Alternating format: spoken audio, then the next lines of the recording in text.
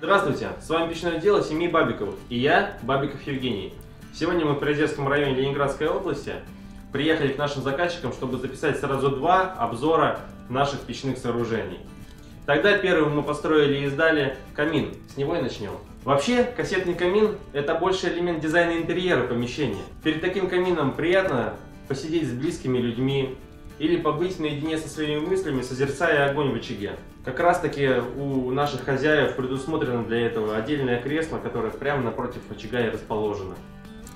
Но и с практической точки зрения у него есть свое серьезное преимущество. В современных загородных домах сейчас в основном электрическое отопление.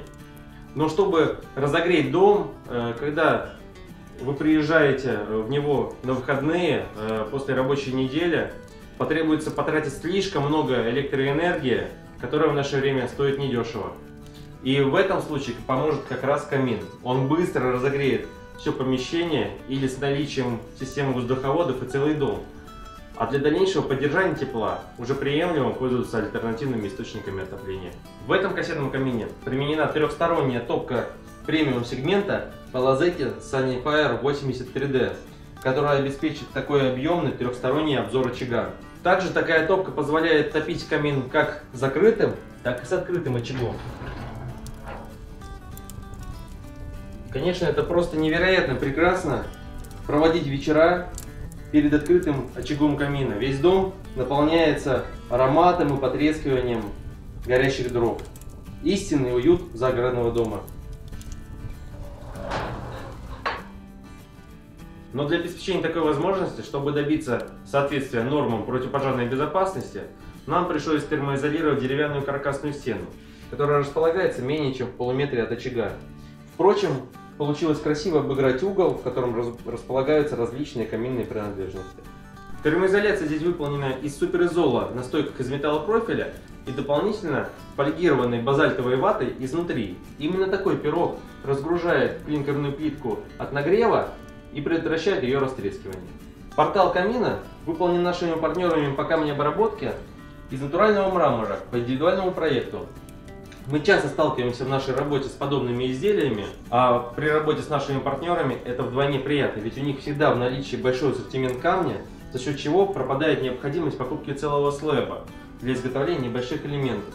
И это делает такие изделия вполне себе доступными, хотя, конечно, это очень большой эксклюзив. Термокороб в этом камине практически висит, хотя весит он на самом деле более 200 килограммов. Чтобы реализовать такой визуальный эффект, заднюю стенку камина мы построили из двух рядов кирпича с упорами по бокам. И к ней уже крепится ферма с укосинами. На ней и держится весь термокороб, а также к ней крепится и верхняя часть портала. Мы очень довольны, что в нашей работе был такой объект. Действительно получилось очень классно. Нам очень нравится.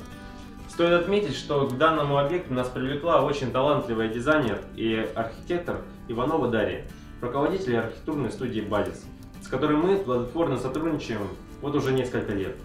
Выражаем свою благодарность за оказываемое доверие и всегда стараемся его оправдать на каждом объекте, что приятно отметить, у нас с успехом всегда получается.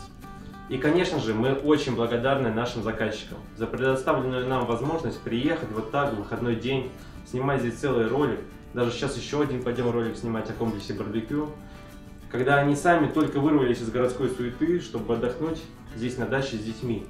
Для нас это очень ценно. Спасибо еще раз огромное. Подписывайтесь на наш канал, выражайте свое мнение о наших роликах. Мы здесь обозреваем наши работы и показываем наше печное дело изнутри. А с вами было печное дело семьи Бабиковых. Мы занимаемся семейным делом, а не бизнесом. До новых встреч!